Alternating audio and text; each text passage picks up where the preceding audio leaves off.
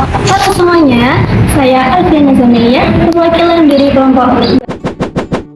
Teman-teman, kalian pernah kepikiran nggak sih kalau kegagalan dalam perusahaan seringkali terjadi karena hal sepele, yaitu perencanaan yang kurang matang. Faktanya, tanpa manajemen perbekalan yang baik, aset perusahaan bisa menjadi beban. Dan di video kali ini, kita bakal mengupas tuntas bagaimana konsep perencanaan dapat menyelamatkan perusahaan dari sebuah kerugian. Dan asal paham, yuk simak hingga akhir. Kali ini kita akan membahas mengenai konsep manajemen perbekalan. Manajemen perbekalan adalah proses mengatur kebutuhan barang yang ada dalam organisasi, mulai dari perencanaan, pengadaan, penyimpanan, hingga penggunaan agar kegiatan kerja dapat berjalan dengan lancar.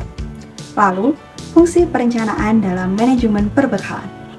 Perencanaan berfungsi untuk menentukan jenis, jumlah, waktu, dan cara pengadaan barang yang dibutuhkan agar sesuai dengan kebutuhan organisasi. Lalu, apa kaitannya? Nah, untuk kaitannya sendiri, perencanaan menjadi langkah awal dalam manajemen perbekalan.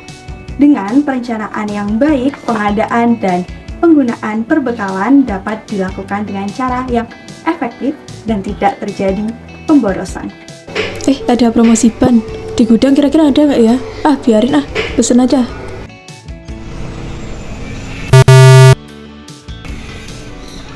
Tindakan tersebut salah karena pengadaan barang seharusnya dilakukan berdasarkan kebutuhan yang nyata dan juga kondisi barang. Apakah barang tersebut rusak atau tidak? Jika pengadaan barang tanpa melihat data stok terlebih dahulu, maka akan membuat pemborosan anggaran perusahaan dan juga penumpukan barang di perusahaan tersebut. Ada promosi ban. Kita cek stok dulu kali ya.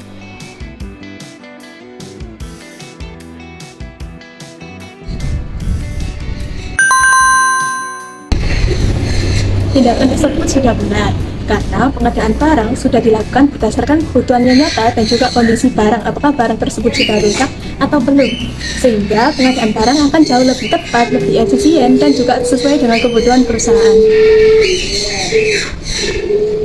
Kalau dilihat-lihat antara ban yang satu dengan ban yang satu beda ya, 500.000 sama 1 juta. Sepertinya saya harus menggunakan ban yang 500.000 aja deh. Jelas kan untungnya 50% kalau misal beli yang murah. Masukkan anggaran 500.000 saja deh. Nah, perilaku tadi salah ya teman-teman. Jangan sampai kita terjebak dalam anchor bias, di mana kita melihat harga barang A dengan barang B, terus kemudian harga barang A lebih murah dan harga barang B lebih mahal, terus kita memilih yang lebih murah. Nah, kita dilarang melihat hanya sekedar dari harganya, tapi kita juga harus melihat jangka panjangnya, apa yang terjadi ketika kita memilih yang ban yang murah dan juga barang yang mahal. Jadi saya sudah melakukan perbandingan harga antara ban bis A dan ban bis B. Kalau dilihat, memang benar sih ban A itu lebih mahal daripada ban B, tapi dia tahannya cuma 3 bulan dan gantinya 4 tahun. Terus juga biaya pasangnya 400.000 karena kali pasang. Jadi total biaya satu tahunnya 700. Tapi kalau ban B, itu benar kita di awalnya mahal, tapi dia tahannya 12 sih. Juga biaya pasangnya 100.000 karena pasang, terus total biaya satu tahunnya 700. Wah, jadi lebih hemat dong. Nah teman-teman, video yang tadi tuh itu benar ya, karena kita juga harus melakukan perbandingan harga agar budget itu sesuai estimasi yang sudah direncanakan. Dan juga kita juga bisa melihat dengan perbandingan itu apakah ada efek di jangka panjang, apalagi jika berkaitan dengan budgeting teman-teman. Sudah seperti yang video tadi, bahwasanya jika kita melakukan perbandingan kita jadi tahu apakah ketika di masa depan akan terjadi suatu problem itu mengeluarkan uang yang sangat besar atau sesuai dengan budget yang ada. Seperti itu. Aduh, kardusnya rusak, penyok. Ya udah deh, nggak masalah. Yang penting harganya murah, barangnya ada, aman itu.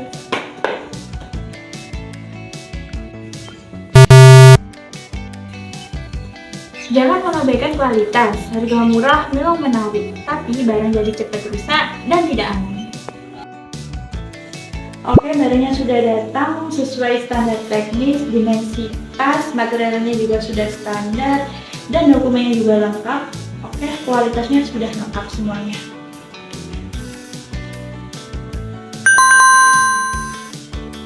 Jadi dengan kualitas yang bagus, barangnya kuat dipakai dan kerja jadi lebih aman.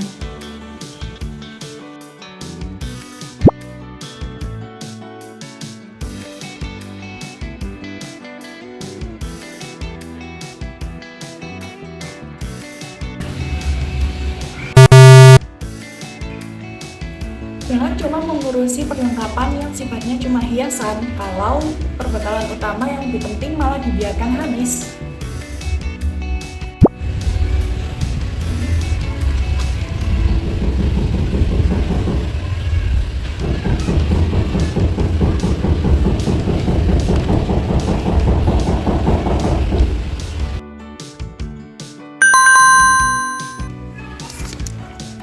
Pastikan perbekalan yang paling dibutuhkan untuk operasional menjadi prioritas utama.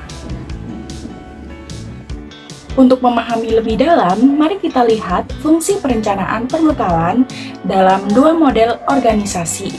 Hasil studi lapangan kami.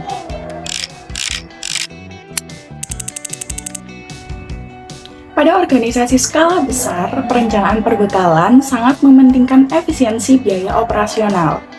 Salah satu strateginya adalah meminimalkan pembangunan gedung permanen yang mahal dan beralih ke sistem penyimpanan yang lebih praktis. Kenapa itu harus menggunakan peti kemas? Pertama, dia nggak perlu gudang.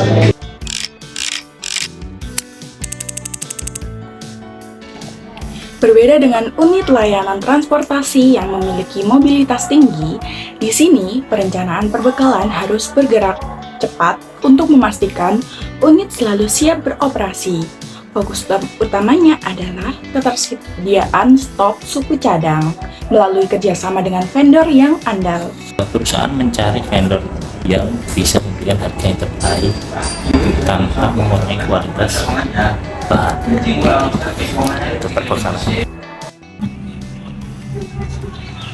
Nah, itu tadi pembahasan lengkap dari kelompok 2. Dari sini, kita jadi sadarkan kalau perencanaan itu tidak hanya soal membeli barang, tetapi juga soal menjamin kelancaran operasional kantor. Tanpa perencanaan yang matang, hal sepele apapun bisa menjadi penghambat di kemudian hari. Jadi, jangan sampai salah langkah ya. Ingat dan terapkan prinsip DUS yang tadi sudah kita bahas supaya pengadaan barang tetap berjalan secara efektif, efisien, dan tentunya tepat sasaran.